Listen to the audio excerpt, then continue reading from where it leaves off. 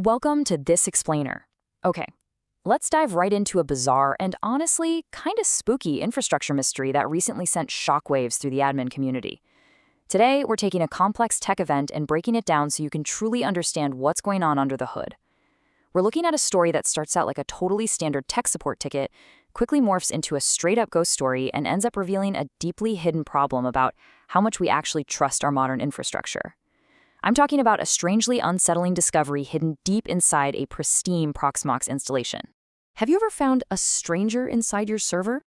I mean, put yourself in this scenario for a second. Imagine you've just finished a fresh, bare metal installation on a brand new node. You've done everything strictly by the book, right? You step away, you grab your morning coffee, sit back down at your terminal, and wait. You discover an unexplained directory. It absolutely shouldn't be there. There are 0 other users on this system. This is supposed to be completely clean ground. But there it is, just staring right back at you. Now, this isn't some crazy hypothetical. This is exactly what happened recently to a real Proxmox administrator. Right there, sitting on a completely fresh system, was an empty, totally uninvited folder simply named /home/Tom. It was just sitting there, calmly. No log entry saying it was created, no failed login attempts, just Tom. And, for anyone who runs enterprise infrastructure, that's not just a cute little quirk. Because when an admin sees a personal, human name on a fresh enterprise tool, the immediate, terrifying switch that flips in their head is oh, this must be a minor software bug. No way. The switch that flips is someone got in. That's the kind of discovery that literally makes your stomach drop before your coffee has even kicked in. In a fraction of a second, all your trust evaporates. That completely clean, pristine installation you were just so proud of, it instantly transforms into a potential crime scene. And as you might expect, panic makes people incredibly efficient. The admin immediately launched a full-blown investigation to figure out exactly who Tom was and how on earth he seemingly bypassed all security. They ran the ID Tom command, which thankfully came back with the blunt relief of no such user. Okay, deep breath. Then they dug into the /etc/password file, searching for any trace of an account, a login, an identity, anything. Nothing. Tom didn't exist in any of the usual places. But the folder? Stubbornly still there. And that's when they decided to look inside the directory paths. Looking inside that directory tree, they actually didn't find malicious payloads, rootkits, or hacker tools. Instead, they found paths like sources, infra, PVE-CD builder, and a whole trail of Debian Trixie repository folders. So looking at this, it actually looked less like a hacker's home base and way more like the leftover internal scaffolding from a build machine. The mystery really started to unravel when the admin checked the timestamps on these folders. The Debian Trixie repos were stamped with May 20th dates. The /home/Tom directory itself showed a date of May 21st. But remember, the system was freshly installed on bare metal on May 29th. So these impossible dates proved this absolutely wasn't a live active intrusion. It was an artifact from the past literally haunting a brand new machine.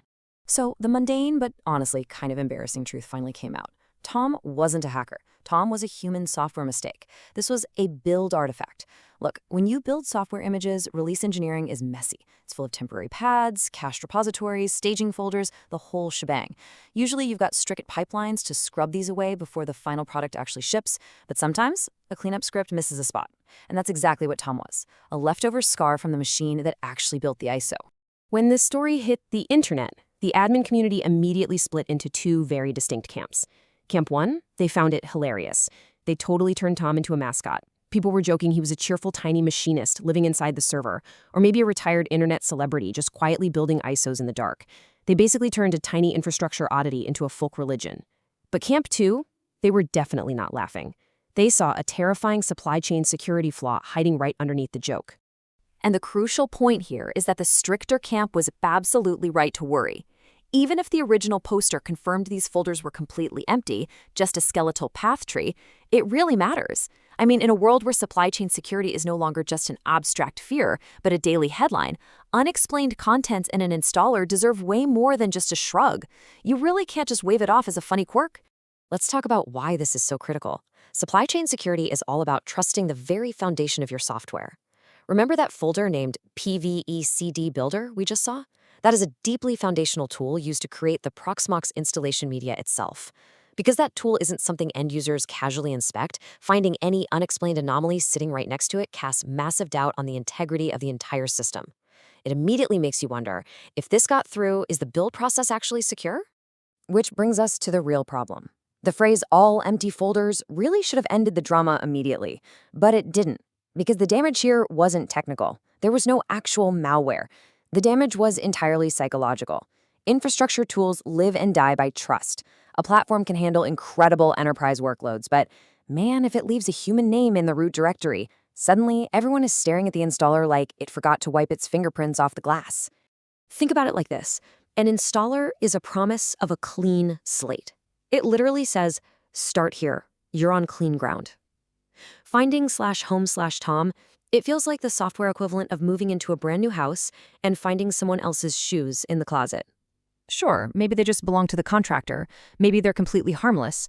But I guarantee you were going to go check every single other room in that house. The promise is broken. So how should we actually react when we find a ghost in our server? Well, there was a third group in the discussion that found a really healthy middle ground. First, don't panic and immediately assume you're hacked. Second, don't just dismiss it as a joke either. You need to verify it, archive it, check your logs, truly understand it. And finally, you absolutely must ask the maintainers to clean up their messy release pipelines so nobody else has to meet Tom in production. Ultimately, the lesson here isn't that every single stray folder is a catastrophic breach. The lesson is that polish matters the absolute most in the places where users are least able to verify things themselves. The real horror of Tom isn't the empty folder itself. It's the stark, lingering question. If a highly visible/home folder slipped through the cracks of the build process, what invisible catastrophic controls might have failed right behind the scenes? Which leaves us with this final thought. When you install a hypervisor on bare metal, you are trusting that image at the deepest possible level.